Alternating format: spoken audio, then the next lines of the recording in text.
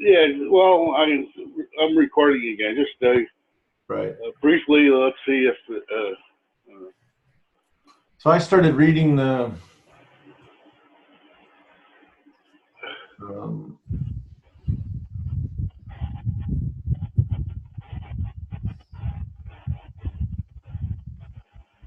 I just started reading this, and it looked kind of interesting. This reflective proof theory stuff. I didn't listen to the recording yet.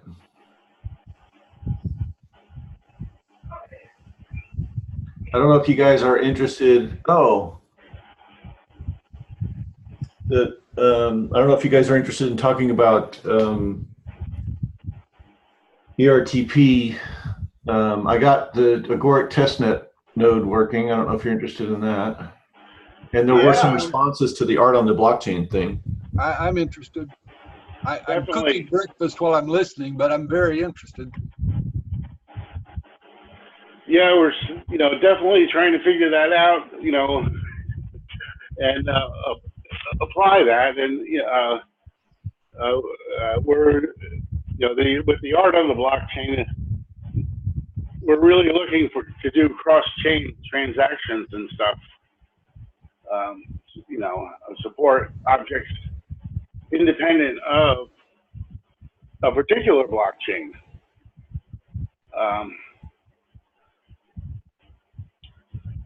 And so the agoric folks are all about cross-blockchain stuff, and the agoric architecture shares interesting bits with the Archain architecture.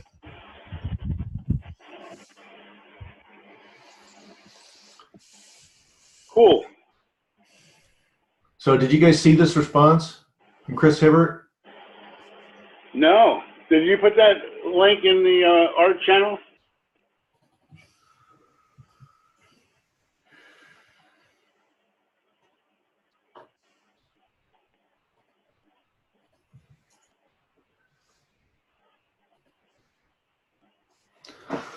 Yeah, I sort of brought up this question of should it be 1 mint for everything or 1 mint per artist or whatever in one of the agoric chat channels, and they said, yeah, make a GitHub issue out of it. And he said, a mint for the artist would definitely work, and he says 1 essay per gallery or auction house. And essays are 1-to-1 with mints, I think. I was thinking that, each art object would have to be minted. Yes, but you can mint several art objects from 1 mint, just like you can mint several tokens from one mint. So it would be a non-fungible token. Correct. Like.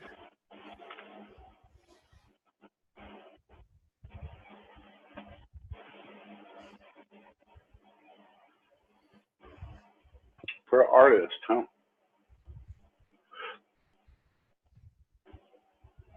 You can think of an artist as an authority on what they created. It makes sense. I mean, the artist uniquely controls their art, right? So or at least their claims about their art, yeah. Their claims about their art, right?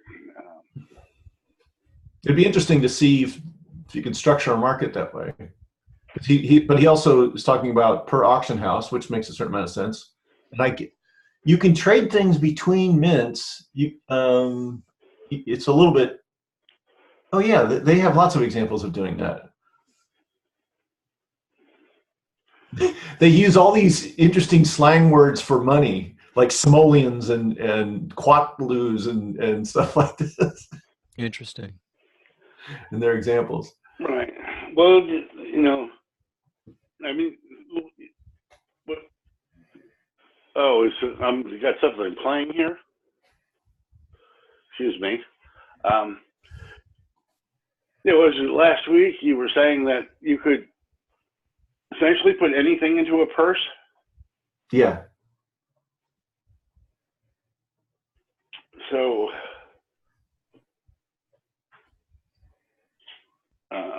so your Baytown bucks. So everything is money, huh? No. Well, I mean, they have an architecture for tradable goods. Right. And does that relate to the you think the ERC 721 interface is something relevant to look at in terms of an interface to things that you can put in a marketplace? They achieve the functionality is similar. I expect the details of the interfaces at the programming level are different. And interoperability would be tricky because the ERC 721 stuff is not capabilities based. So we just need to look at the ertp. We don't really need to look at the Ethereum stuff. Yeah, I mean, depending on how wide you want to interoperate, because the Right. ERC 721 marketplace is probably non-trivial. Right. And at some point we're going to want to interoperate with it. Yeah. Then we have to use it, but maybe we don't need to use it right away. Maybe it won't help us right away. As long as we can follow the ertp protocols.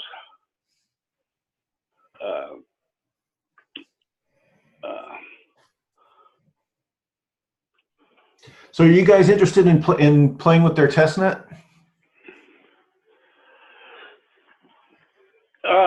Yeah. Oh, you have to get a provisioning code. I can show you what it does. I think I can show you what it does.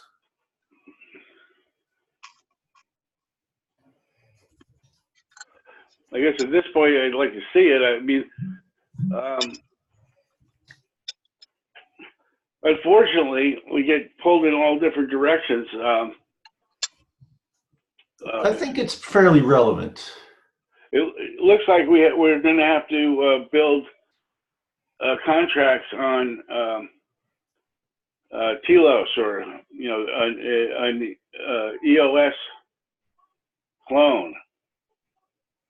On which? EOS. Oh, really? Well, there's a fork of EOS called Telos or Telos. Oh. Which is supposed to have a fairer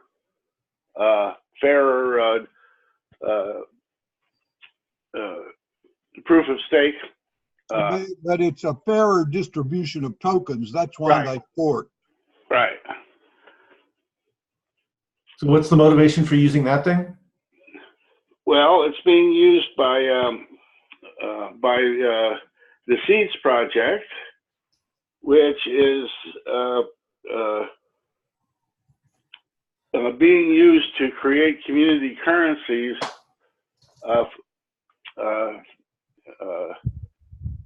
for a sort of DAO consortium, which is we're building the model of it. Haifa DAO.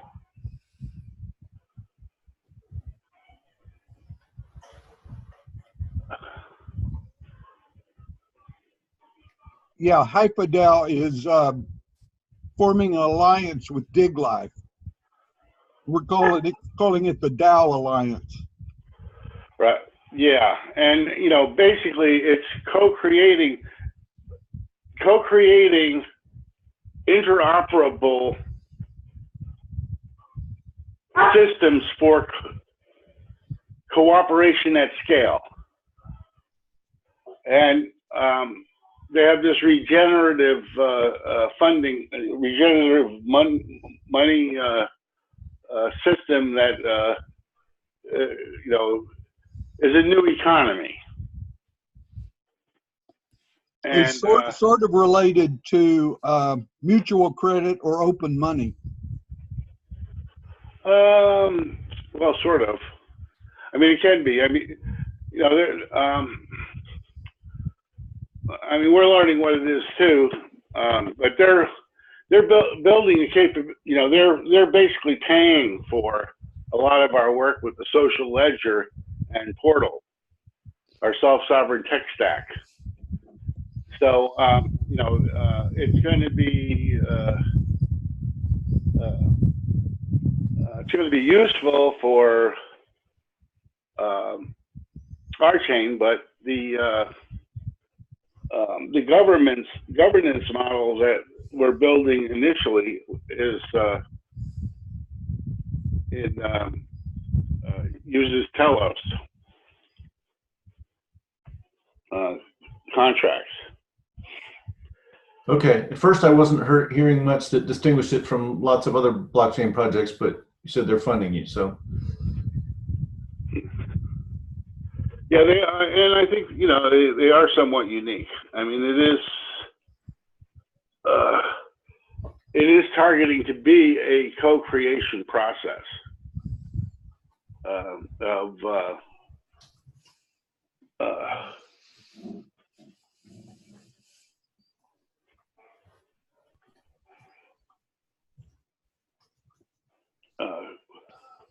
cross-community collaboration.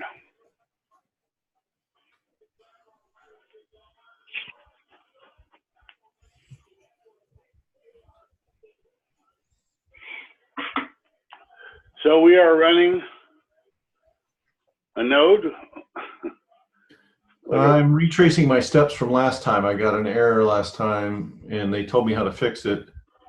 And I think, here we are. So this is the marketplace where we buy squares and we put colors in them. That's correct. So I think Greg has talked about these kinds of collaborations before, right? Right. Right. So this is the ertp demo of doing that thing. Now, another context setting thing is you can think of each of these pixels as a non-fungible token, right? Right. Okay, so their guide is over here. Actually, I'll switch these around maybe.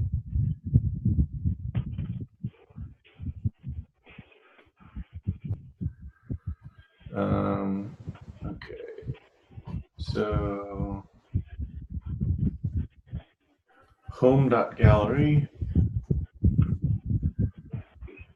is a presence object. It's like a proxy. It's a little bit like an unforgettable name in Rolang. They use this wavy dot for eventual send, which is a lot like sending in our chain. Because all the sends in our chain are asynchronous. So now I can ask the gallery for a pixel. And at first it's an unresolved promise. Okay, and now it's actually resolved. And I can get its quote balance.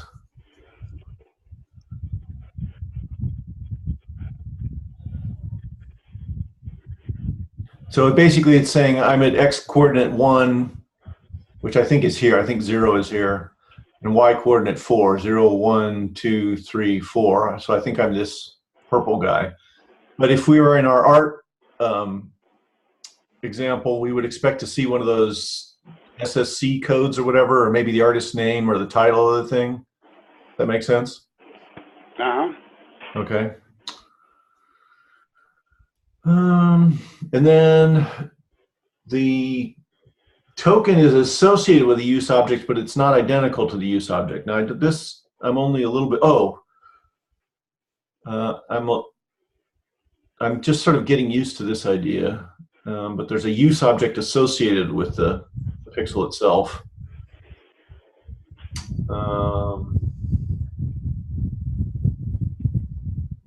And this is the point where you can actually do stuff with it. So you might exhibit the artwork or something like that.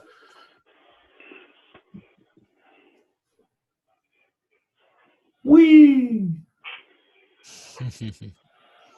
Sweet. Then, okay, so last time we just printed the amount, but let's actually get it in a variable.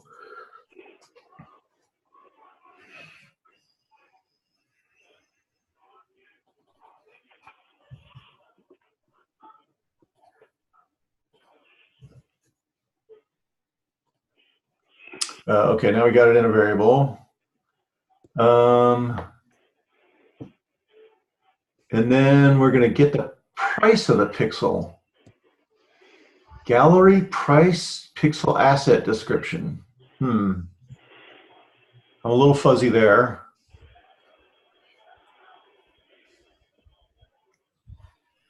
But we're sort of finding out what it's worth. It's worth 6 dust. I wonder how it became to be worth 6 dust. I'm not sure who set that market price there. Okay, so now we want to start the business of trading between two different kinds of assets from different mints. There's a dust mint as well as the pixel mint. So we're going to get an invitation to sell. Their actual trading process, you can pipeline this so that it doesn't have to be all these round trips, but it does have several steps. Okay, and then, so now I've got an invitation, and I exercise the invitation, and that gives me a seat at the table. So now I've got a seat in my trade, and I'm going to get an offer for this pixel.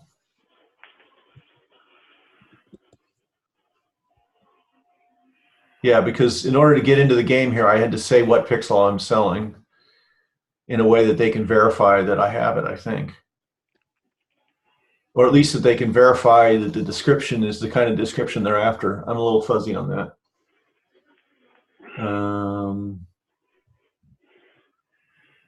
Okay, so there aren't any offers yet. And I'm not sure what this does.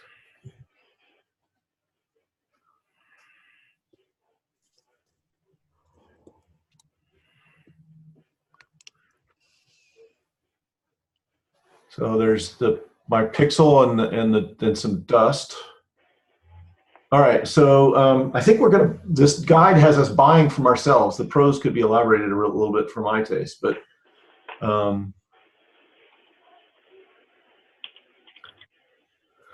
so the pixel assay seems to have the role of a little bit like a purse or something. Like I said, assays are one-to-one with purses. Their terminology, they're still wrestling with it, and so am I. But I'm going to get an empty purse for storing pixels. Okay, because I have a pixel, but I haven't put it in a purse, I guess. And I'm going to get an empty dust purse.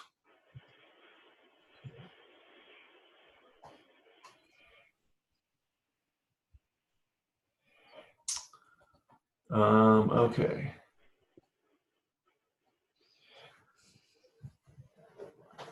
And what am I going to do at this point?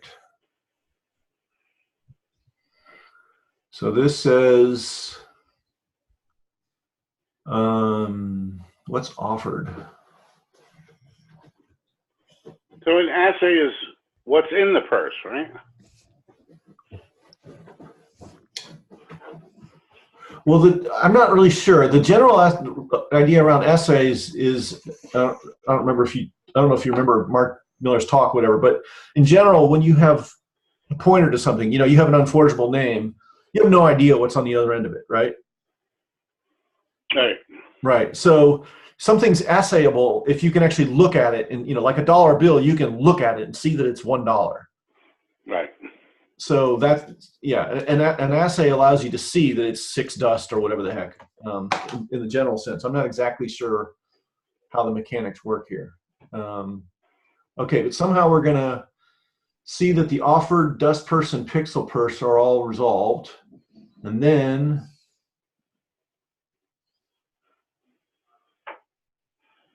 we're going to collect from gallery using our seat at the table, the dust purse, the pixel purse, and my escrow. Okay, this is going to set up an agreement to make the transaction.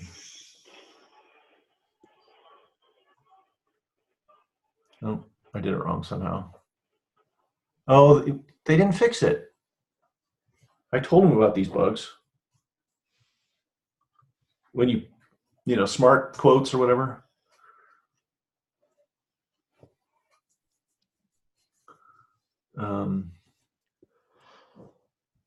Show the final amount in the dust perts once the transaction is complete. I guess the gallery is willing to buy pixels for 6 dust.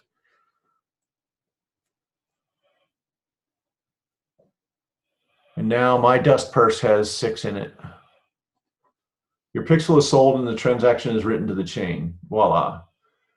Yes, the testnet is still rough, but just think of the things you'll be able to build with it down the road. So you would think that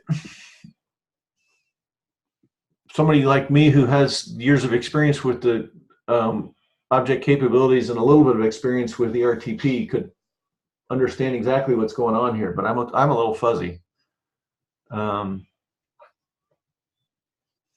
And while on the one hand I could go study it and and learn that the premise of the agoric stuff is, well, it's just JavaScript. Everybody can understand how this works and write secure contracts. So they got some work to do, at least as far as documentation. But we got a pixel sort of for free because there was a faucet, which you wouldn't have in a real marketplace. But that we've seen in lots of cryptocurrency projects, right? Right. And then, in terms of art, in essence, the artist will create it from a faucet, right? No, a faucet is kind of a thing that gives out stuff for free. The artist would actually create art, and then blood, sweat, and tears, right? Yeah. Well, I guess they might get a canvas from a faucet, but then they have to put art on it. Yeah, although the idea of having each artist be their own mint would mean that you don't go to someplace else to get something. You are the mint. Right. And you put your wares out there, and what are you minting? Okay, I'm sure there's 1,000 different templates of art that you might be creating, and rather than creating it from scratch, you could be getting it from a faucet. Whatever, I don't know. But right. Well, oops. Go away. Please go away. I hate that. It's terminology.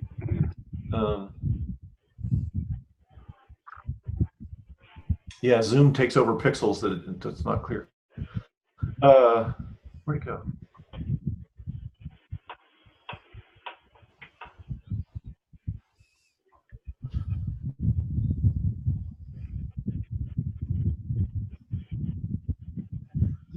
Right.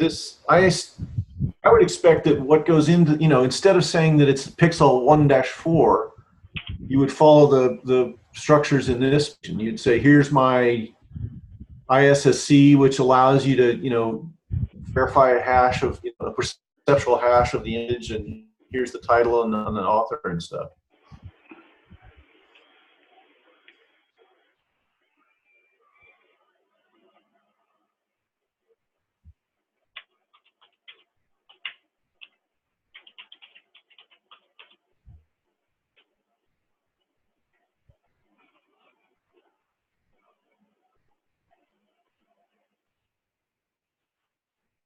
Well, then you.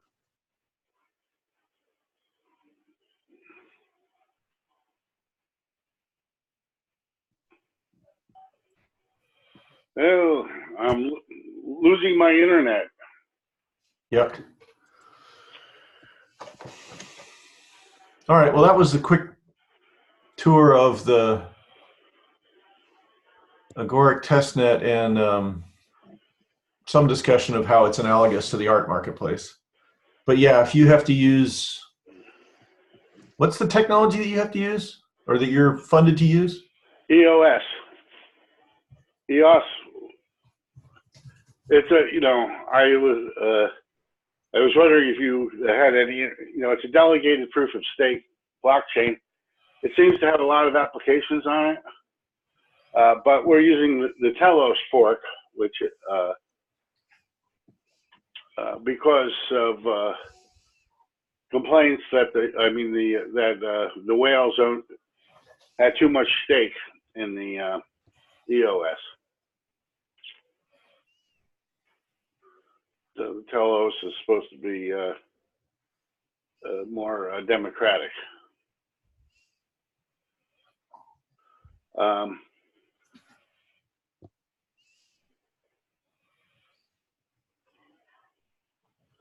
How do I get one of their smart contracts on my screen?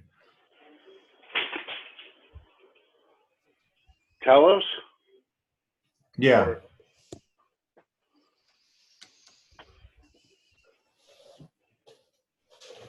I would guess that both Telos and EOS use the same contracting language, don't they? yeah. Okay, so Yeah, I've got this page that says getting started with smart contracts and seems to have the EOS icon at the top, but I don't see any smart contracts. Yeah, well, they write in C++. I haven't really looked into how to write them yet, which I saw some comments on people using Rust. I mean, it uses WebAssembly. Okay, right. On the other hand, there's still the question of how they use WebAssembly, because, for example, the Casper Labs folks are doing capabilities inside WebAssembly.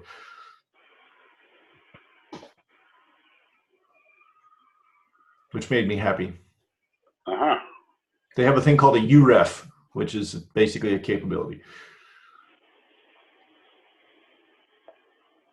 And the Cosmos folks are sort of capabilities happy too, but I don't think it's real deep into their architecture. Debugging a smart contract.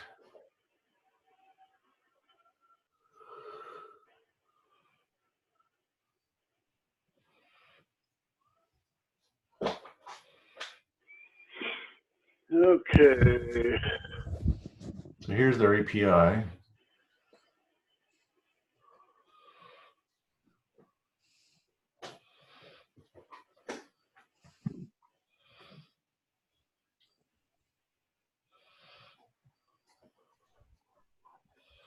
Well, that's not.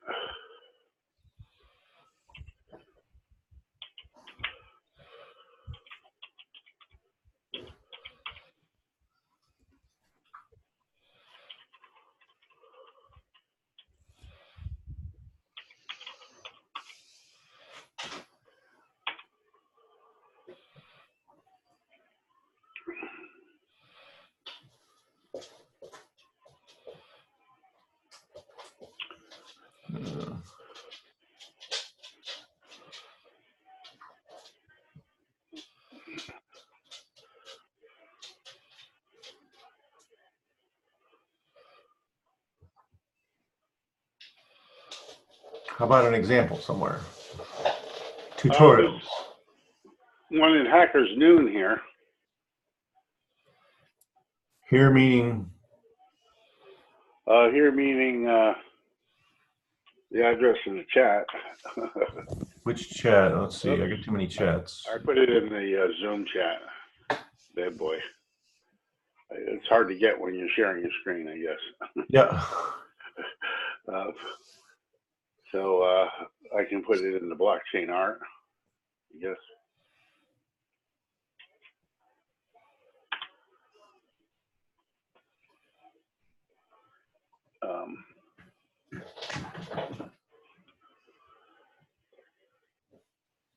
Oops, where'd it go?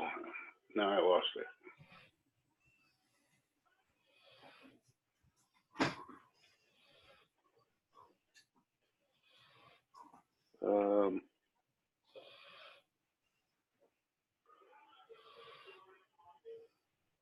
There it is.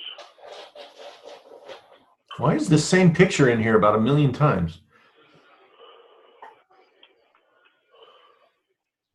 Oh, I missed it. Where was the smart contract code? Yeah, I'm looking for that myself. Official portal. It's all binaries. Install the contract toolkit.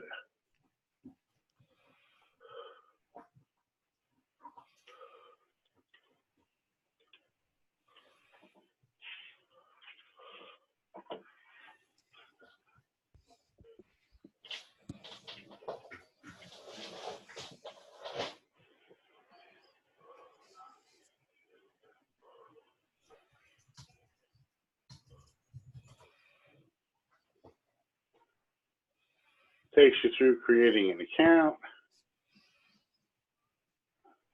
the wallet. I think you're ahead of me. I'm still getting. I switched to Rust. Like C++ makes my eyes bleed. They have a Rust example? Yes. Well, I Googled one up. Somebody has ESIO Rust. I don't know who that is.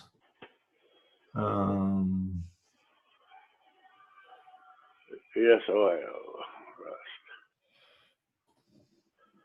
Yeah, I guess I have to learn Rust. Boy, they have that picture in there a lot.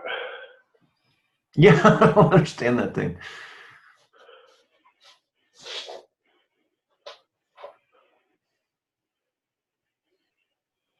No, issuer. Max, new current receiver, blah.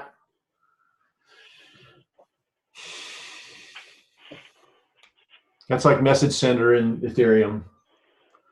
Fatal error.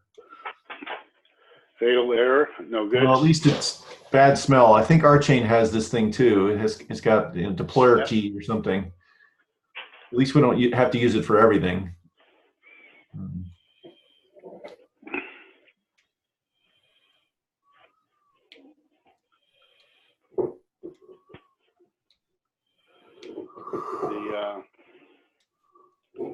I mean, a public key is a current receiver, right? Say again? A public key is an identity, right? Yeah, but so is an unforgeable name. That's the important thing. You can have an unforgeable name that stands for the right to read my newspaper on alternate Thursdays. Right.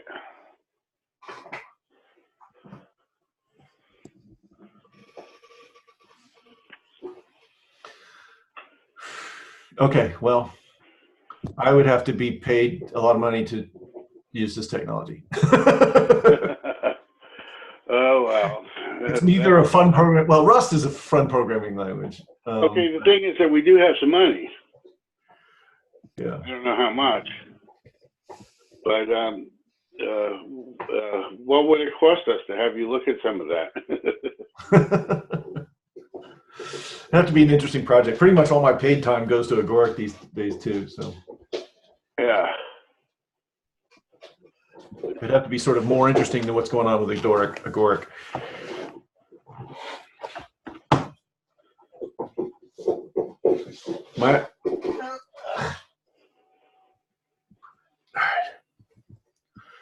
All right, guys. I think I'm going to ring off. Okay, thanks much, Dan.